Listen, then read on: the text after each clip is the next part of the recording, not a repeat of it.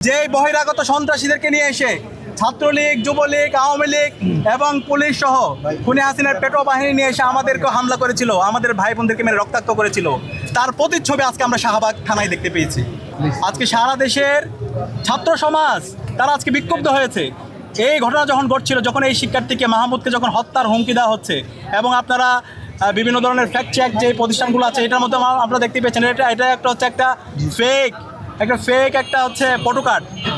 এরপর যখন আমরা বিশ্ববিদ্যালয়ের সর্বোচ্চ অভিভাবক ভিসিকে ফোন দিলাম, প্রক্টরকে ফোন দিলাম, প্রভোস্ট স্ট্যান্ডিং কমিটির যিনি দায়িত্বে আছেন সভাপতি ওনাকে ফোন দিলাম, কেউ রেসপন্স করে নাই।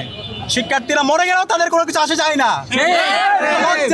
আমরা দেখতে পেয়েছি সেই আওয়ামী আমলের যে মাকসুদ কামাল বিশ্ববিদ্যালয়ের ভিসি ছিল, ফেসিস ভিসি, যে বহিরাগত সন্ত্রাসীদেরকে নিয়ে এসে ছাত্রলীগ, যুবলীগ, আওয়ামী লীগ এবং পুলিশ সহ খুনি হাসিনার পেটো বাহিনী নিয়ে এসে আমাদেরকে হামলা করেছিল, আমাদের ভাই বোনদেরকে মেরে রক্তাক্ত করেছিল, তার প্রতিচ্ছবি আজকে আমরা শাহবাগ থানায় দেখতে পেয়েছি।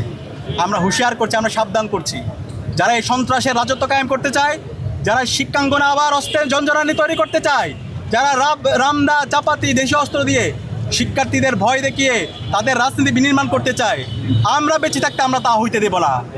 আমরা বেঁচে থাকতে আমরা এই সন্ত্রাস কায়েম হতে দিব না। প্রতিটি ক্যাম্পাসে শিক্ষার্থীদের অধিকার আমরা নিশ্চিত করবই।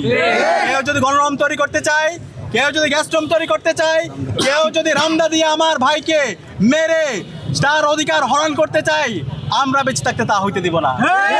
সন্ত্রাস চলবে না, মাসল পাওয়ার পলিটিক্স চলবে না। ক্যাম্পাসে শিক্ষার্থীরা আসবে তাদের পড়াশোনা করার জন্য, তাদের গণতান্ত্রিক চর্চা করবে, কিন্তু কেউ এখানে হকিস্টিক অথবা স্টাম্প দিয়ে ক্ষমতার রাজনীতি বিনির্মাণ করবে, সেটা আমরা হইতে দিব না। আমরা দেশীয় যে আইন, সে আইন অনুযায়ী আমরা আবার বিশ্ববিদ্যালয় প্রশাসনের কাছে অভিযোগ দিব, আমরা থানায় গিয়ে আবার অভিযোগ দিব। আমরা আশা রাখবো দেশের যে আইন, সে আইন অনুযায়ী এই ছাত্রদলের সন্ত্রাসীদের বিরুদ্ধে যেন ব্যবস্থা গ্রহণ করা হয়। একই সাথে আমরা ছাত্রদলের কেন্দ্রীয় সংসদের সভাপতি এবং বিশ্ববিদ্যালয় সংসদে যারা তাদের সাথে কথা বলেছি, আমরা বলেছি যারা এই গণতান্ত্রিক অধিকার হরণ করেছে, যারা থানায় মব করে শিক্ষার্থীদের ওপর হামলা করেছে, সহিংস কায়দায় আমার বোন জুমার উপর হামলা করেছে, এই সন্ত্রাসীদেরকে আইডেন্টিফাই করে দ্রুত সময়ের মধ্যে তাদেরকে যেন দল থেকে বহিষ্কার করা হয় এবং তাদেরকে যেন বিচারে আনা হয়।